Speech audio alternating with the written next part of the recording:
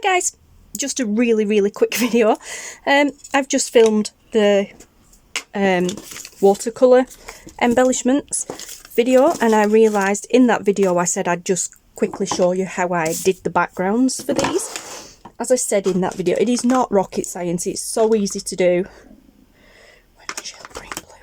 But I forgot to show it at the end. I was distracted by noises the cats were making. So I will just quickly show you how it came about. I'm going to do it on a smaller scale this time. So we've got an A4 piece of paper instead of A3.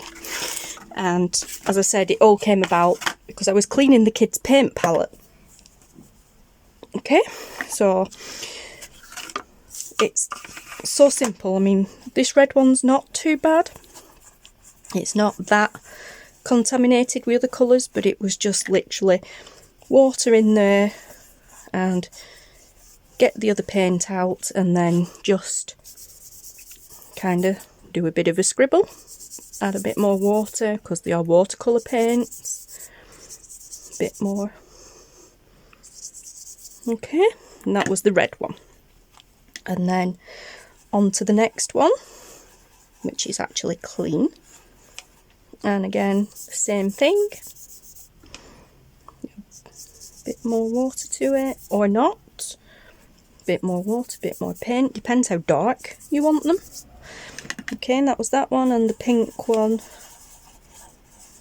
is a little bit contaminated. So all I was doing was just getting the other colour off with the water. Like so. And then doing the sample, or swatch as some people would call them, just doing that just to make sure that it was back to the right colour and not contaminated with another colour. And that's it guys, it's kind of really just that simple. Can you see the green one? Yeah, we'll show you with the green one, that's got blue mixed in with it. So it was just, sometimes some of them were really bad, so I used a baby wipe to help clean them, but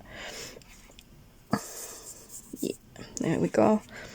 I do this every time the kids have been and painted, but I never thought I've just been throwing these pieces of paper away. Never even thought, well, use them, you know. It's kind of a little piece of art all on its own, so use it for something. It didn't even dawn on me. And this white one's contaminated with the blue, which does make a really nice colour, I must say. In fact, let's add a bit more blue to it, just for the sake of this little sample. Or swatch, whatever you want to call it.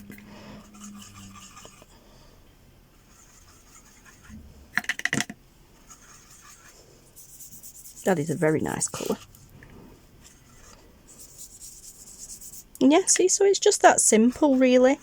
And then that's now waterlogged. So what I did before, where I just took a baby wipe and dabbed it off, and you tend to get the excess colour off and just be left with the original colour underneath, which is pretty cool. And then you just carry on. Watercolour paints are great because obviously they're activated with water, so, and they dry great, so there you go.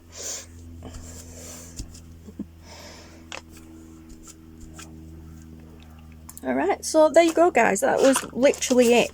That's how I did it, and as I said, I do this every time the children have been and played with their paints, and then I just don't know why it never dawned on me, well, do something with them, because I just threw the pieces of paper away afterwards, which is just ridiculous, isn't it really, because there's a whole kind of arty page there that can be used for something.